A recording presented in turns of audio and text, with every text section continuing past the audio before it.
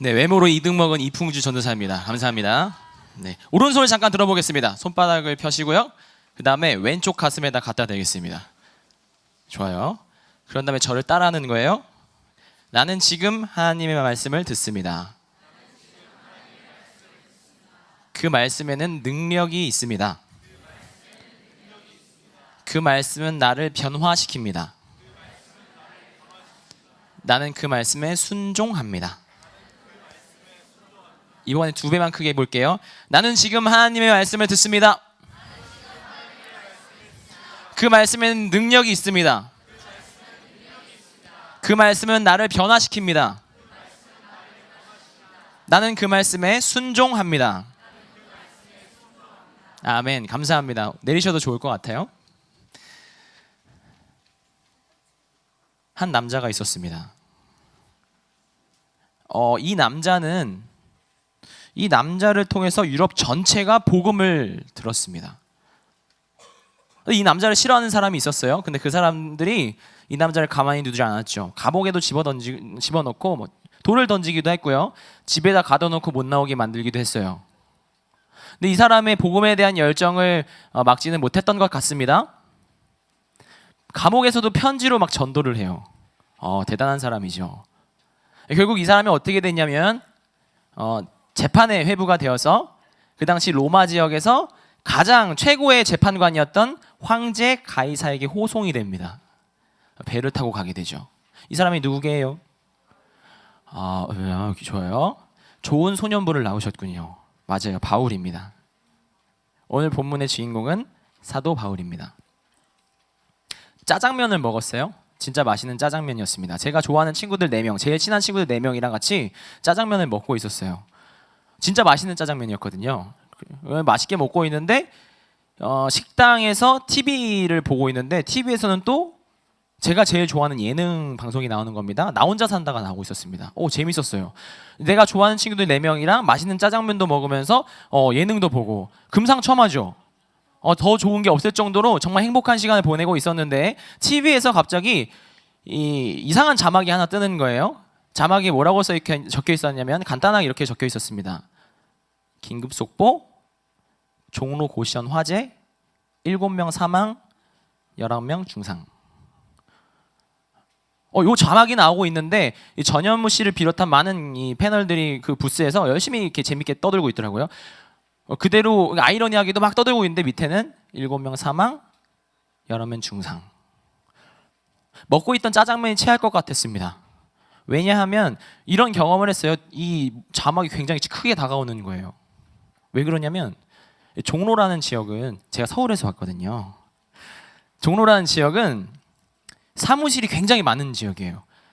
아빠 출근할게 갈게 이러면 이제 강남이나 종로로 가거든요. 사무실이 굉장히 많이 모여 있는 지역이 종로라는 지역입니다.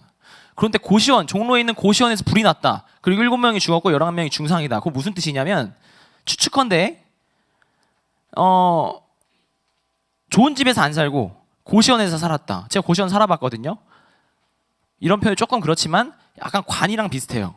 침대랑 설 수 있는 공간 빼고는 없어요. 침대랑 여러분이 쓰고 있는 침대랑 거의 비슷하다고 보시면 됩니다. 거기 방 정도 크기예요. 종로에 있는 고시원을 산다.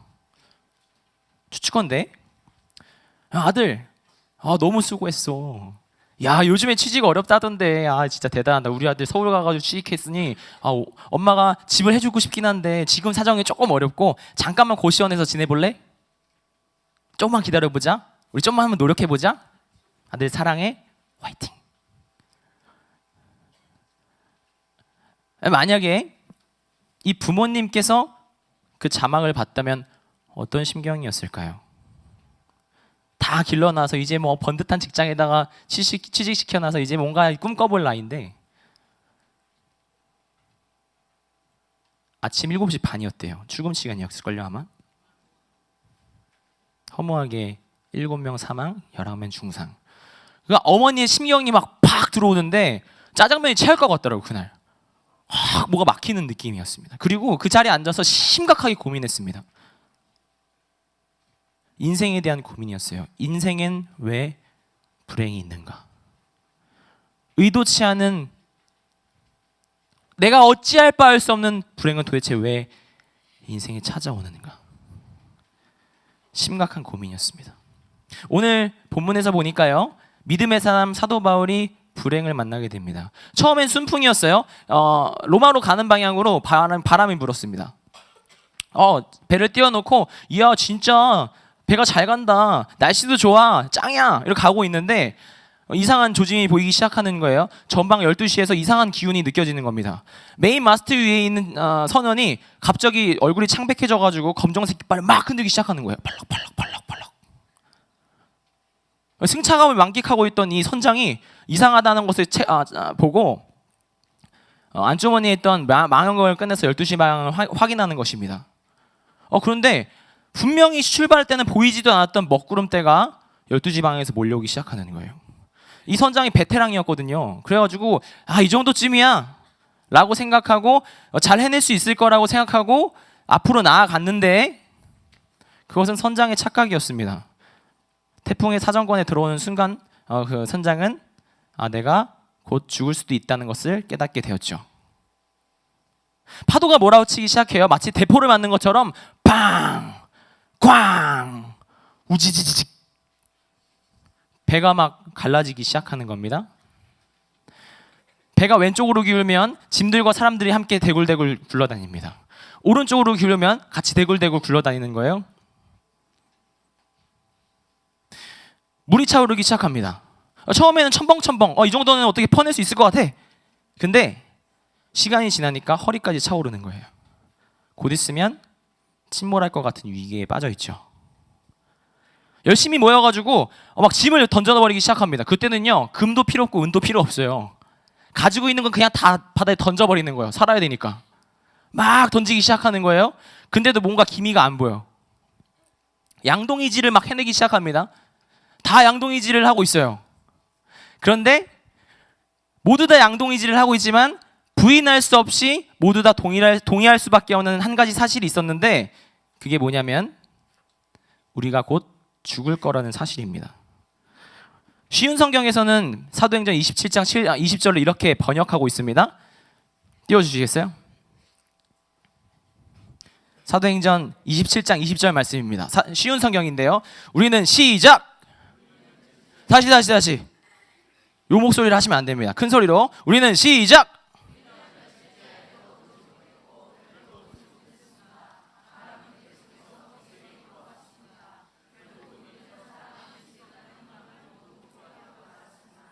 결국 우리는 살아남을 수 있다고 하는 희망을 모두 포기하고 말았습니다. 여러분들의 삶을 포기하게 만드는 무언가가 있나요? 내가 의도한 적 없어요. 내가 잘못한 것 같지도 않은데. 나의 삶을 어렵게 만들고 도저히 숨을 쉴 수 없게 만드는, 차라리 삶을 포기했으면 좋겠다 싶을 정도로 여러분들 어렵게 하는 불행이 여러분들 삶에서 있어 본 적이 있나요? 부모님이 싸우기 시작해요. 처음에는 의뢰 싸우는 걸로 생각했는데 갑자기 접시가 날아다녀요.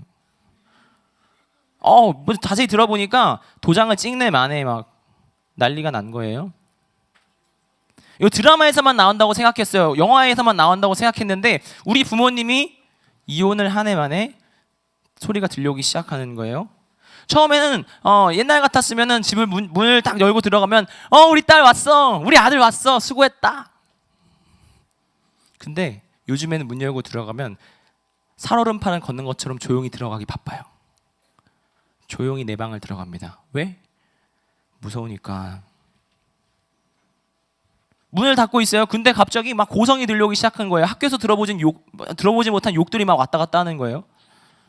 막 싸우는데 이 방에서 어찌할 바를 모르겠어요. 도대체 나 어떻게 해야 되지? 아빠한테 가야 되나? 엄마한테 가야 되나? 도대체 내 인생에 왜 이런 일이 일어난 거야? 여러분들 이런 경험을 하고 있는 친구들의 마음을 이해해 본 적이 있나요? 마트에서요, 내 또래 친구가 엄마랑 아빠랑 사이좋게 카트 끌고 가는 것만 봐도 눈물이 핑 도는 거예요. 인생의 불행. 불행은 왜 일어날까요? 176명이 있었대요. 그 배에 있었던 사람 말이에요. 당시는 전구가 없었습니다. 태풍이 막 붑니다. 뭐 불 켜고 이럴 생각 없겠죠. 어두컴컴한 태풍이 부는 바다를 성경이 뭐라고 기록하고 있냐면 14일 동안 어둠 속에서 있었다고 얘기하고 있습니다. 14일 동안 막 태풍이 치고 빵빵, 근데 눈앞은 안 보여. 물은 허리까지 차올랐어요. 거기서 176명이 무슨 생각을 했을까요? 거기서 176명이 곧 있으면 죽을 수밖에 없다는 현실 앞에서 어떤 감정이었을까요?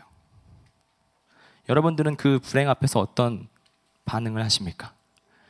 여러분들 삶에 있었던 의도하지 않았지만 큰 여러분들의 핸디캡이 됐던 그 불행 앞에서 어떻게 반응하셨습니까? 진짜 여러분 신앙생활 꿀팁 하나 알려드리겠습니다. 레알 꿀팁입니다. 그 사람이 진짜 크리스찬인지 아닌지에 대해서 판가름을 할 수 있는 굉장히 좋은 기회가 있습니다. 그게 뭐냐면 그 사람이 고난 앞에서 어떻게 반응하는가를 보면 그 사람이 진짜인지 가짜인지가 분명하게 드러납니다. 여러분 평소에는요 교회에서 만나면 할렐루야, 집사님 안녕하세요, 선생님 안녕하세요, 친구 안녕. 몰라요. 어떻게 알아?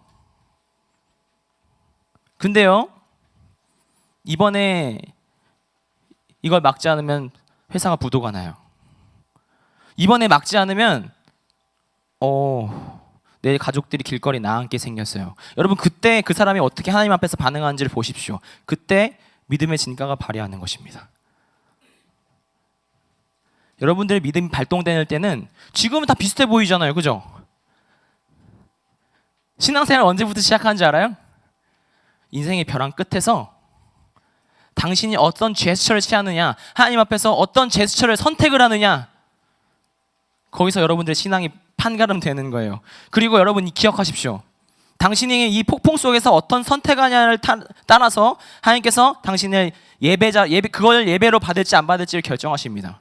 당신이 어떤 선택을 했을 때 그게 예배가 될 수 있다는 사실이에요. 예배합니다, 찬양합니다, 너무 좋지. 근데 당신이 그 폭풍 앞에서 하는 선택을 통해서 예배 드려본 적 있나요?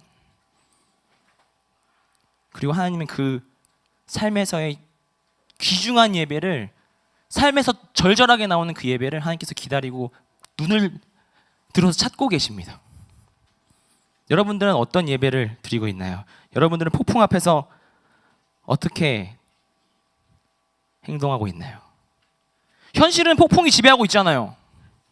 현실은 폭풍이 전부예요. 눈에 보이는 게 전부예요. 14일 동안 어둠 속이에요. 폭풍이 몰아치고 그냥 물과 이건 물이고 이건 나무고 이게 전부예요. 그냥 배라고 얘기했지만 그건 배가 아니고 그냥 물 위에 떠 있는 나무 판자예요. 거기서 14일 동안 있는데 여러분들 어떻게 반응하시겠습니까? 여러분 내가 왜 이렇게 왕따를 당하는지 생각해 보신 적 있으세요? 나 왜 이렇게 괴롭히는 거야? 내가 잘못한 거 없는데 내가 얘한테 뭐 했는데 나한테 이러는 거야?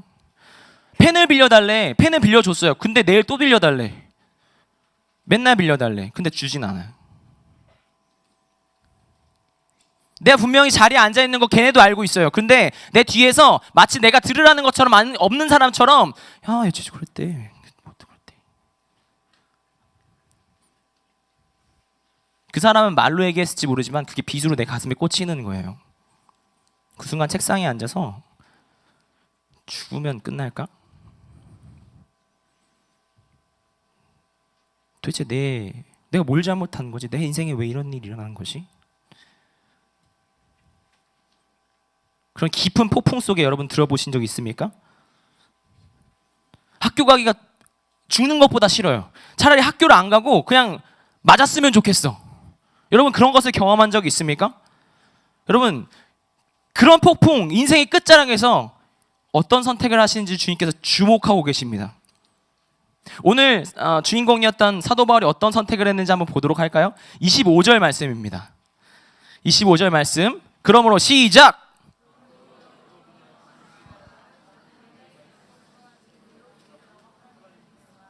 폭풍이 전부인 것 같은 세상에서 그가 선택했던 것은 무엇이었죠? 아, 양동이요. 얘들아, 양동이 들어.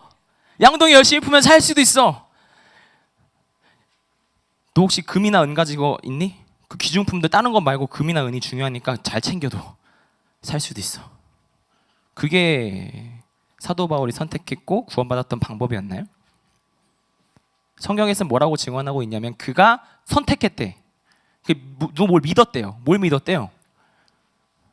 하나님을 믿었대요. 근데 앞에 보니까 뭐라고 얘기해요?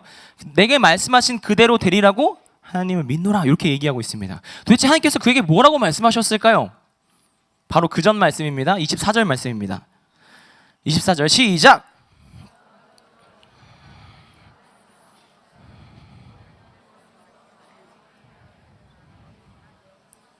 다음에 첫 마디가 이거였어요. 바울아, 두려워하지 마. 폭풍이 휘몰아치고 있어요. 폭풍이 전부인 세상에서 바울아, 두려워하지 마. 아니 어디 있는데요? 내가 여기 있어. 바울 두려워하지 마. 내가 너와 함께하고 있어. 내가 너를 가이사 앞에 서게 할 거야. 여러분 이거 누구의 의지인가요? 바울이 내가 가이사 앞에 서서 복음 전할 거예요 이거예요? 성경이 뭐라고 얘기하고 있어요? 내가 너를 가이사 앞에 서게 하겠다는 거죠. 누구의 의지입니까 여러분? 사도행전 곳곳에서 얘기하고 있습니다. 네가 로마로 가야 하리라. 네가 가이사 앞에 서야 하리라. 계속해서 말씀하고 있어요. 누구의 의지예요 이게? 바울의 의지예요? 하나님의 의지가 거기에 담겨 있는 것입니다.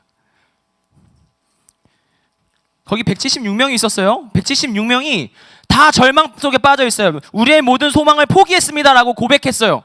근데 그는 왜 마치 딴 세상에 사는 것처럼 이렇게 얘기하고 있을까요? 도대체 그 사람이 뭐가 대단한 걸까요? 여러분 그것은요 사도 바울이 대단한 게 아니라 그가 뭔가를 알았던 거예요. 그게 뭐냐면 이 폭풍의 주인이 누구인가?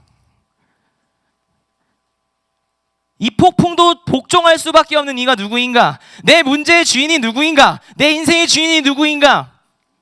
이 전 우주를 주관하시는 분이 누구인가?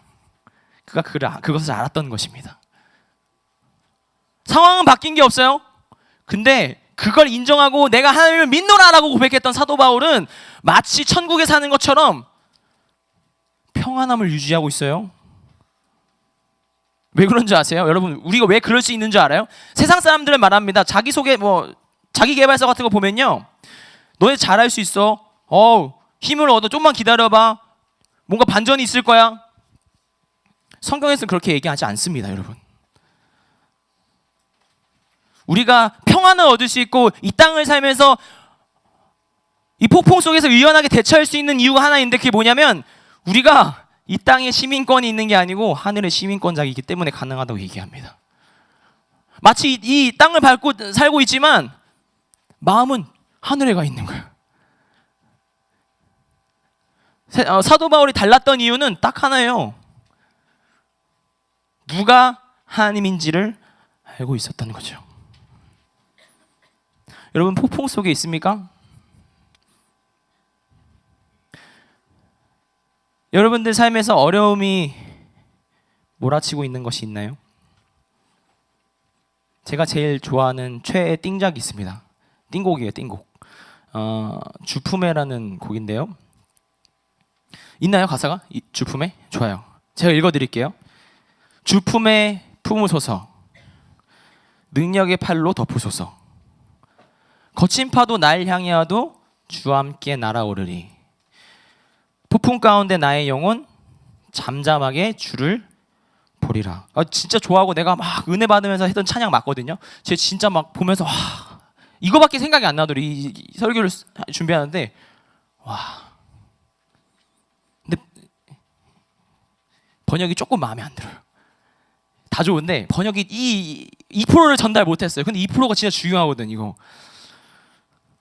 엄청 영어다, 그죠? 엄청 영어예요. 심각한 영어입니다. 저를 따라올 자신 있습니까? 저 같은 쪽지게 강사를 만나면 한 번에 따라올 수 있습니다. 자, 한번 보시다. 맨 마지막 줄만 볼 거예요. 위에 건 안 보셔도 돼요. 자, I 뭐예요? 나예요. 1인칭 대명사 맞죠? I will be still. still 하면은 아직도 하고 싶죠? 맞아요. 부사로 쓰면은 아직도예요. 근데 be 다음에 뭐 나와야 돼요? be 다음에 목적어 나와야 돼요? 뭐 나와야 돼요? 주어? 아, 보어 나와야 돼. 보어는 부사 쓸 수 있어, 없어요? 부사 쓸 수 있어요? 자, 보어 다음에 보어는 무조건 형용사나 명사를 씁니다. 그럼 얘는 부사는 아니겠죠? still은. 자, 영어 시간 됐어요, 갑자기. 가쁜 영. 자, I will be still. 뭐예요? 아는 친구가 있네? 나는 아직도가 아니고 still이 형용사로 쓰면 뭐냐면 잠잠한, 고요한, 아무것도 안 하는 이런 뜻입니다. I will be still. 폭풍이 막 일렁이는 거예요. 폭풍이 나 인생을 막 때리고 있어요. 내 인생의 파도가 부서지는 것 같아요. 내 인생의 배가 완전히 박살나는 것 같은데 이 작사가는 뭐라고 고백하냐면 I will be still. 잠잠히 있을 거래. 미친 거 아니야 이거? 아니 폭풍이면 뭐 양동이질이라도 해야 될 거 아니에요. 그래서 살 거 아니에요. 그렇지 않아요? 근데 이 사람 뭐라고 얘기하냐면 I will be still. 가만히 있을 거래. 잠잠하게. 근데 그 다음 가사가 대박입니다. 뭐라고 해요? I will know. 내가 뭔가를 알 건데 그게 뭐냐면 You are God. 당신이 나의 하나님이에요. 당신이 하나님이에요. 세상 사람들은 나머지 175명의 사람들은 다 죽었다고 얘기합니다. 소망이 없다고 얘기합니다. 세상 사람들은 문제가 다 문제라고 얘기합니다. 근데 이 믿음의 사람은 뭐라고 얘기하냐면 I will be still. 조용히 You are God. 당신이 하나님이에요. 당신이 하나님이에요. 이 문제의 주인은 당신이세요. 이 문제 해결할 수 있는 유일한 방법이 있다면 그건 당신이세요. 내 인생을 주관하고 있는 유일한 사람이 있다면 그건 당신이세요. You are God. You are my God. 나의 하나님뿐만 아니라 온 열방이 주님의 것이에요. 모든 것이 주님의 손에 있어요. 여러분, 열심히 양동이질을 하라고 세상은 얘기합니다. 열심히 공부해야지. 좋은 대학 가야지. 양동이질 열심히 해야지 라고 얘기합니다. 우리는 거기에 해결점이 있다고 생각하고 연때까지 달려왔어요. 성경은 뭐라고 얘기하냐면 당신이 있는 곳에서 You are God. 하나님을 인정하래요. 그것부터 시작입니다. 여러분 기억하십시오. 당신의 역사가 끝나는 그곳에서 하나님의 역사가 시작됩니다. 당신 양동이질 열심히 하잖아요. 하나님 기다리세요. 열심히 하는구나. 근데 not my timing. 내 시간은 아니야.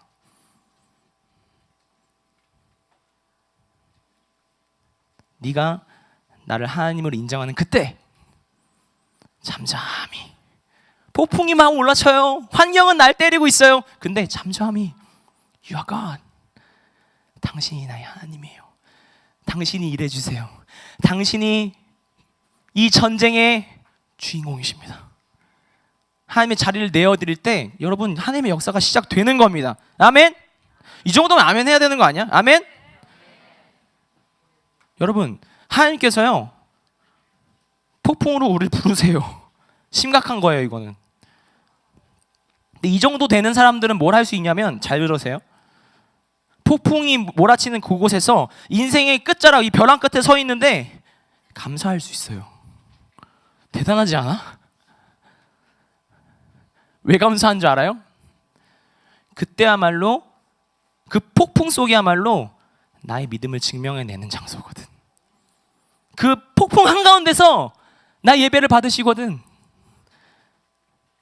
그냥 여기서 이런 거 말고 당신의 삶에서 어떤 예배를 드리고 있습니까? 당신의 폭풍 속에서 당신 하나님께 어떤 예배를 드리고 있나요?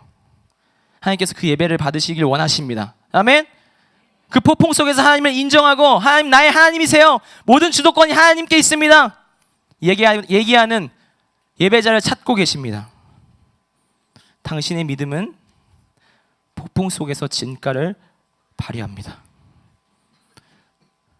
역설적이게도 폭풍 한가운데야말로 하나님을 만나기 제일 좋은 장소죠. 신기하지 않아요?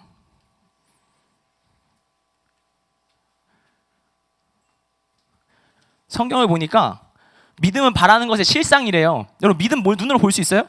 믿음 눈으로 본 사람 있어요? 잡아본 적 있어요 믿음?